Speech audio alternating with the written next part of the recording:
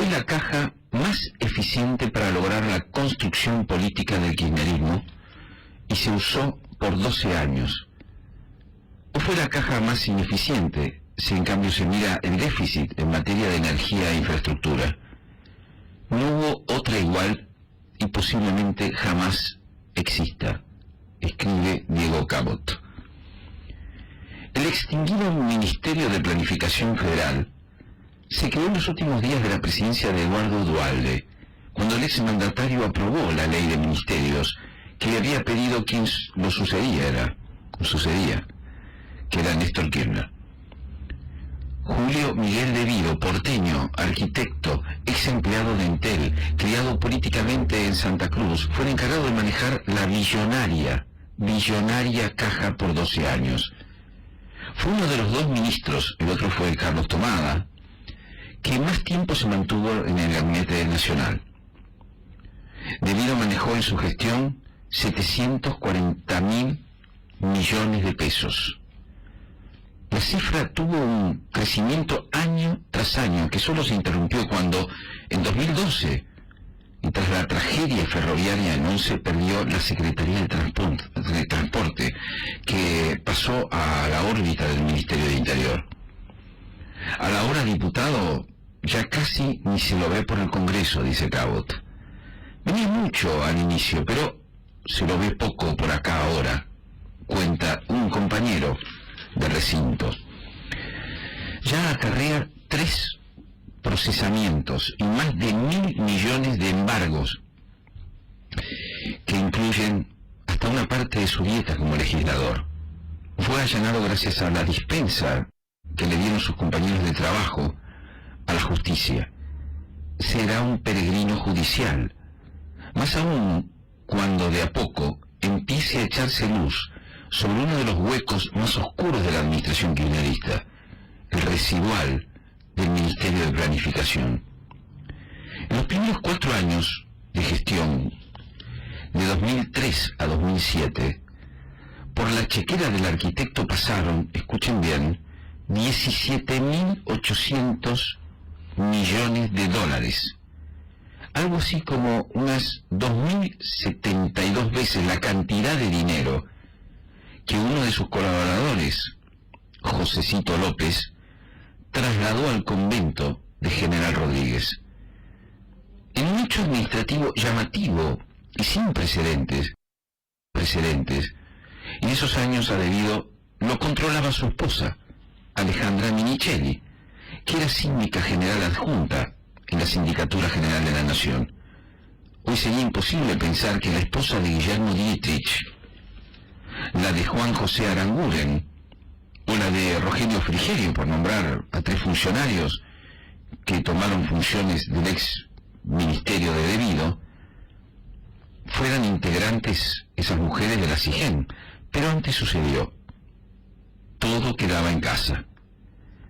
Adentrarse en el residual de lo que fue el ministerio más poderoso de la historia democrática moderna, dice Diego Cabot, es un ejercicio que requiere dejar de lado la capacidad de asombro, para no ir de exclamación en exclamación.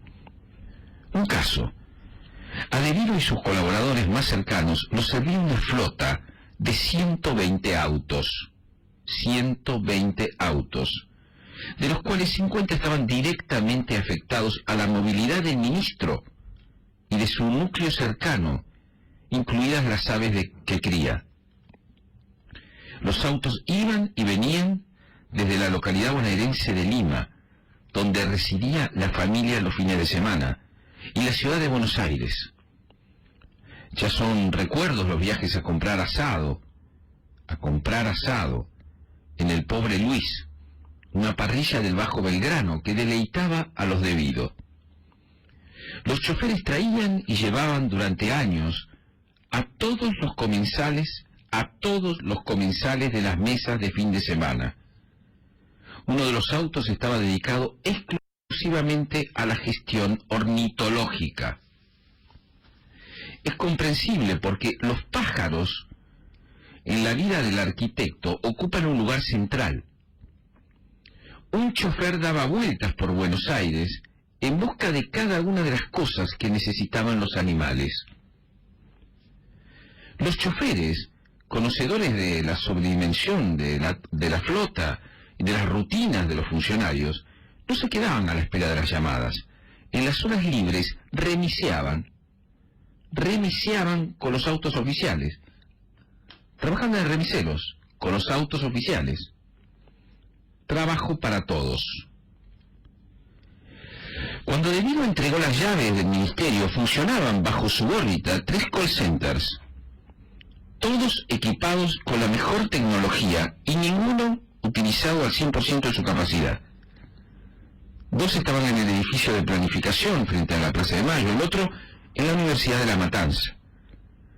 2 ya cerraron y el tercero, el de la Casa de Estudios, concentró a los 350 empleados que atienden el teléfono. Hoy canalizan las comunicaciones para gestionar las tarifas sociales. Cosas insospechadas pasaban y se pagaban desde el ministerio. Desde el alquiler de una casa en un country a una conocida actriz. Desde el alquiler de una casa en un country a una conocida actriz, frecuente animadora de actos oficiales, hasta el alojamiento de su página de internet. En el piso 12 funcionaba el llamado Grupo Montero, comandado por el radical kirchnerista Marcelo Montero, líder de la facción hiperoficialista llamada Radicales para la Victoria. Estaba a cargo de un grupo de tareas de calle destinado a la contención. En ese piso, dice Diego Cabot, había una oficina en la que se habían duplicado los sistemas de las distribuidoras de electricidad. Escuchen bien esto, Se habían duplicado los sistemas de las distribuidoras de electricidad con precisión quirúrgica. De Vido y los suyos sabían perfectamente cuándo, cuánto tiempo y a quiénes se le iba a cortar el suministro eléctrico. Con esa información, el Grupo Montero se había eyectado hacia el territorio, los barrios, a manejar la situación con los vecinos, inmiscuidos entre ellos, en impostada sorpresa y con un discurso antidistribuidoras, no antigobierno, ¿sí?, sino antidistribuidoras. ¿Se entienden? Aquel sistema de inteligencia eléctrica ya no está más en el piso 12, esas tareas las cumple el Energas, organismo creado para ese fin. A pocos metros de ese lugar había otro equipo para funciones múltiples, comandado por Wenceslao Bacina. Sus tareas iban desde actuaciones aerocomerciales hasta la presencia en algún acto político. El planeta De Vido empezó a perder poder por 2 causas. La primera tuvo que ver con la muerte de Néstor Kirchner y la aparición de la juventud kirchnerista. El exfuncionario sufrió como ninguno el ascenso de la cámpora tras la elección presidencial de 2011. De a poco los jóvenes camporistas les quemaron cajas sensibles. La segunda razón fue la imposibilidad de ocultar la deficiente gestión que venía en el 2003 en áreas sensibles como el transporte. Después de la tragedia de Once, su jefa, la presidenta Cristina Kirchner, lo culpó en silencio por lo sucedido y le quitó el área. Hoy también lo culpa la justicia por aquellas muertes, producto de la corrupción y la desidia. Desde 2012, dicen las fuentes que por consejos de la esposa y asesora del entonces ministro, el poderoso Ministerio de Planificación, inició una imparable carrera de contratos con universidades para pasantías técnicas. Fue una manera de saltear los vericuetos administrativos y lograr una mayor celeridad para efectuar pagos a diestra y siniestra. Cuando De Vido dejó la cartera, el 60% de la planta estaba bajo esta modalidad de trabajo que aún se mantiene. El ingenio planificador no tuvo límites. Además del programa Enamorar, una política pública destinada a fomentar los valores del amor, según se publicitaba, los más variados planes surgieron en los últimos años, y la cartera se convirtió en la más fenomenal y discrecional caja de financiamiento múltiple. Igualdad cultural, la televisión digital abierta o recuperar inclusión fueron algunos de los programas. Este último fue pensado para luchar contra las adicciones a las drogas. Se destinaron, según palabras presidenciales, 1.900 millones desde 2014 y 2015 para levantar 60 casas educativas terapéuticas y 150 centros de prevención de adicciones. Poco se construyó en esos años. También se usó esa caja para financiar el Plan Nacional de Medicina Nuclear, un programa para construir y equipar hospitales con aparatología nuclear.